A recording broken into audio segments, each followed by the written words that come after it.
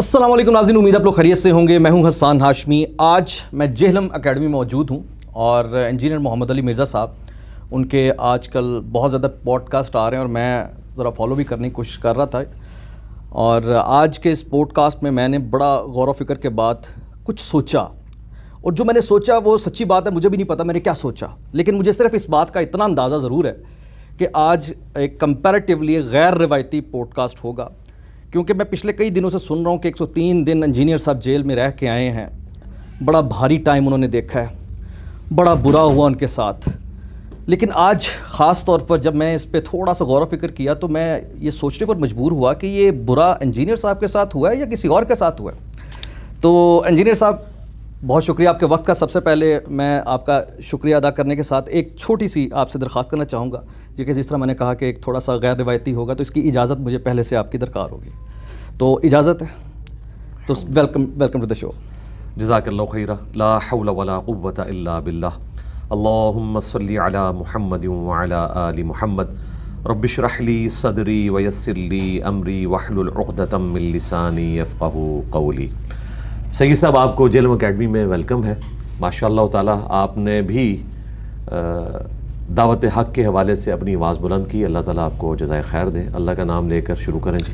अच्छा इंजीनियर साहब, मसला यहाँ पर ये है कि आप माशाअल्लाह तबलीग का काम कर रहे हैं और जिस तेज़ी के साथ आपकी तबलीग लोगों के दिलों में असर कर रही है वो यकीनन आपके रेफरेंसेस की वजह से है और आपके जो दलाइल हैं, और डेफिनेटली दलाइल का मुकाबला दलाइल से ही होता है, और अगर दलाइल नहीं होंगे तो फिर दूसरी तरफ से फिर कुछ इस किस्म के मामलात होंगे। पॉइंट यहाँ पर ये है कि आप पर जो एक मुकदमा कायम हुआ, 103 दिन आप जेल के अंदर जाते हैं, लेकिन जब 103 दिन जेल के अंदर आप रह कर बाहर आते हैं तो आप वो मकासद हासिल कर लेते हैं जो जेल से बाहर आप हासिल नहीं कर पाए। तो 103 दिन जो पिछले कई दिनों से आप विद ड्यू रिस्पेक्ट रोना पिटना डाल रहे हैं, बड़ा जुल्म हो गया मेरे साथ, लेकिन 103 दिनों के अंदर बाहर जो तबाही और क़यामत बर्पा हुई है उसका ज़िम्मेदार कौन है? क्या ये एक हुस्न इत्तफ़ाक़ है या हुस्न एहतमाम? हुस्न इत्तफ़ाक़ ही हम कहेंगे इसे, और अल्लाह ताला की तकदीर में क्या लिखा है ये तो हमें नहीं पता, लेकिन पॉजिटिव रिज़ल्ट इसका इस एतबार से निकला, जिस तरह असहाबुल कहफ 309 साल के बाद ल्यूनर ईयर्स के मुताबिक और 300 साल सोलर ईयर्स के मुताबिक बाहर निकले तो उन्होंने देखा पूरी रोमन अम्पायर ही मुसलमान हो चुकी, यानी क्रिश्चियनिटी को कबूल कर चुकी थी। तो इन 103 दिनों के बाद जब मैं बाहर निकला हूँ तो मैंने देखा अल्हम्दुलिल्लाह वो लोग जो कल तक मुझे कादियानी कहते थे उन्होंने मेरे हक़ में वीडियोस बनाई हुई हैं। वो लोग जो पॉलिटिकल इख्तलाफ रखते थे उन्होंने हक़ में बात की हुई है। तो अब इंशाअल्लाह ताला मुझे एटलीस्ट अपना इस्लाम मनवाने के लिए किसी को रिक्वेस्ट नहीं करना पड़ेगी, ना पहले कभी की। एक अहम बात यहाँ पर ये भी तो है ना कि ये तो आप हमेशा गिनवाते हैं कि फ़लाँ जो मेरे मुखालिफ थे वो मेरे साथ हो गए, लेकिन कुछ फ़लाँ ऐसे भी हैं जिन पर बैन लग गया, कुछ फ़लाँ ऐसे भी हैं जो इस वक्त मंजर से कहीं दूर गायब हो गए हैं। वो सारे फ़लाँ जो लाइमलाइट में थे, उन फ़लाँ का जिक्र क्यों नहीं करते आप? अगर आप पूछेंगे तो मैं करूँगा। सर आप बताएं ना। मैंने बुनियादी तौर पर 103 दिनों के अंदर जो बाहर तबाही मची है वो यकीनन मुफ्ती तारिक मसूद पे तो नहीं ना मची? यानी कोई तसव्वुर था कि इंजीनियर मोहम्मद अली मिर्ज़ा जेल से बाहर हो और TLP पर पाबंदी लग जाए? नहीं, हमने तो सोचा ही नहीं था। हम तो बड़े अरसे से रिक्वेस्ट कर तो रहे थे। जेल के अंदर जाकर ऐसी क्या आपने वो कहते हैं मैंने तो कुछ नहीं किया। देखें मैंने तो ये जरूर है कि हमने कुरूत नाज़ला पढ़ी अपने दुश्मनों के ऊपर। अच्छा, सुन्नत तरीका है। मौला अली अलैहिस्सलाम भी तो कुरूत नाज़ला पढ़ते थे ना अपने मुखालफीन के ऊपर जिन्होंने इस्लाम को नुकसान पहुंचाया, और दुआ भी अल्लाह के हुजूर की। ये तो सोचा भी नहीं था कि इतना बड़ा रिजल्ट निकलेगा।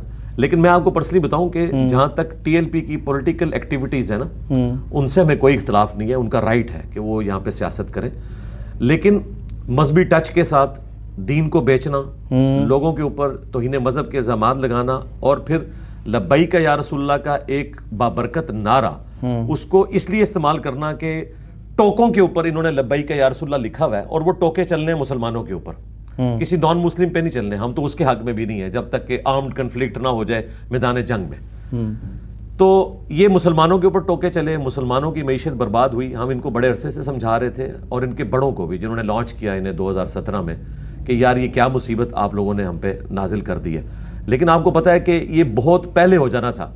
ہمارے جو ایکس پرائم منسٹر تھے عمران خان لیکن آپ کے جیل کے جانے کے بعد ہی ہوا ہے نا جو بھی ہوا ہے، لیکن میں اس بات کو مکمل کر لوں، ہمارے جو پرائم منسٹر تھے ایکس عمران خان صاحب، انہوں نے اپنے دور میں ارادہ کر لیا تھا کہ ان کو اب منطقی انجام تک پہنچانا چاہیے. ظاہر انہیں سمجھ تھی، انہوں نے اس وقت جو قوم سے خطاب کیا تھا اس میں انہوں نے یہی کہا تھا کہ اس طرح معیشت نہیں چل سکتی سب کچھ، لیکن اس وقت کے آرمی چیف نے ان کا ساتھ نہیں دیا، اور اس وقت مفتی منیب صاحب کے ساتھ باجوہ صاحب نے ساز باز کر لے یا کچھ کر کے اس معاملے کو اس وقت روک دیا. تو اب ریاست ہارڈ سٹیٹ ہوگی اس جی بالکل ہو گئی ہے. اس معاملے میں کریڈٹ دوں گا ریاست کو، یہ بہت پہلے کرنا چاہیے تھا. ٹھیک ہے، اور اس کا آپ کی جیل سے کوئی تعلق نہیں ہے، مطلب ریاستی اداروں کو جو اس میں تکلیف اٹھانی پڑے گی نا مستقبل میں، یا اٹھا رہے ہیں، تو اس کا رونا ان کو اپنے بڑوں کے آگے رونا چاہیے کہ جنہوں نے یہ بیج بویا تھا. 103 دن آپ کی زندگی کے تو بڑے بابرکت ہو گئے. وہ کہتے ہیں نا چھپڑ پھاڑ کے خوشیاں ملی ہیں اس 103 دنوں کے اندر. بہرحال میرے لیے تو مشکل تھے، میں آپ کو بتاؤں، اگر مجھے پہلے بتایا جاتا دعوت کے پوائنٹ آف ویو سے اگر دیکھیں تو جو 16 سال میں آپ حاصل نہیں کر سکے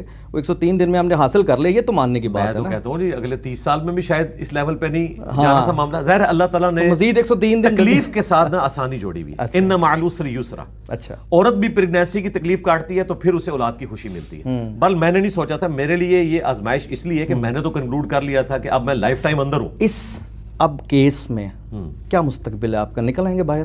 باعزت بری ہوں گے؟ باعزت بری ہوں گے؟ نہ صرف میں نکلوں گا بلکہ یہ جو 400 لوگ انہوں نے توہین مذہب کے الزام میں اندر ڈالے ہوئے. میں ابھی آپ کی بات کرنا چاہ رہا ہوں، میں ابھی آپ کی بات، آپ نکل آئیں گے یعنی آپ کو لگتا ہے ٹھیک ہے، یعنی آپ یہ کہنا چاہ رہے ہیں کہ الزام غلط ہے اور باعزت بری ہوں گے؟ زور ٹوٹ گیا. پہلی دفعہ ہوا ہے کہ ٹرائل سے پہلے اتنا کمزور کیس تھا، سارے کہہ رہے تھے فارغ ہو جائے گا، لیکن ہمیں پتا ہے کتنی مشکل سے فارغ ہوا. 2 دفعہ سیشن سے ریجیکٹ ہوا، ایک دفعہ واپس ہوا ادھر سے، اور پھر آپ لوگوں نے جو سوشل میڈیا پہ آواز بلند کی.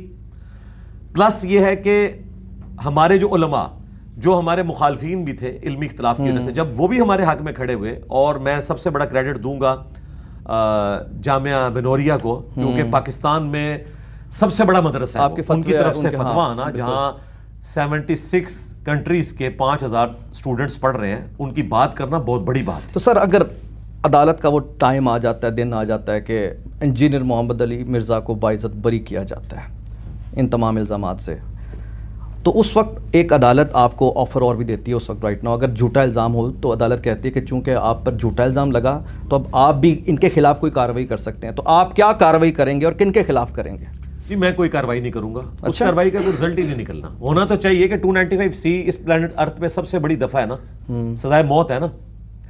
324 میں 302 میں پھر بھی بچنے کے چانس ہوتے ہیں، کہیں صلح صفائی ہو سکتی ہے جو قرآن نے دیا ہے کہ رائٹ آپ کو کہ ورثاء کے ساتھ آپ کچھ کر لیں. اس میں تو کچھ بھی نہیں ہونا سوائے سزائے موت کے. اور اس سے بڑی سزا یہ ہے کہ سزائے موت 2018-19 سے موقوف ہوئی ہے یورپین یونین کی وجہ سے، تو لائف ان پریزن ہے. ایک بندہ مر جائے تو صبر آ جائے، آپ لائف ان پریزن ایک بندے کو ڈال دیتے ہیں تو اس کے لیے تو بہت بڑی سزا ہے یہ. تو اتنی بڑی سزا اگر مخالف کو ملے تو فائدہ ہے، ادروائز نہیں. لیکن میں نے لا تثریب علیکم اليوم، میں نے معاف کر دیا اپنی ذات کی حد تک. ہاں دعوت کو جو نقصان پہنچایا ہے وہ میں انشاءاللہ حوض کوثر پہ ان کا گریبان پکڑوں گا رسول اللہ کے قدموں میں صلی اللہ علیہ وآلہ وسلم. ٹھیک ہو گیا. اچھا اب کچھ ایسی پوائنٹس اور یا ایسی ہم کہہ سکتے ہیں کہ باتیں ہیں خاص طور پر آپ کی ذات کو لے کر، ابھی جس طرح اب تک تبلیغ کو لے کر چل رہے ہیں، کچھ کہتے ہیں کہ آپ مزید اگریسو ہو گئے باہر آ کر، کچھ کہہ رہے ہیں کہ اب آپ تھوڑا سا اپنے آپ کو تبدیلی کا سوچ رہے ہیں. اب یہ دونوں کچھ میں سے کون سا کچھ ٹھیک ہے؟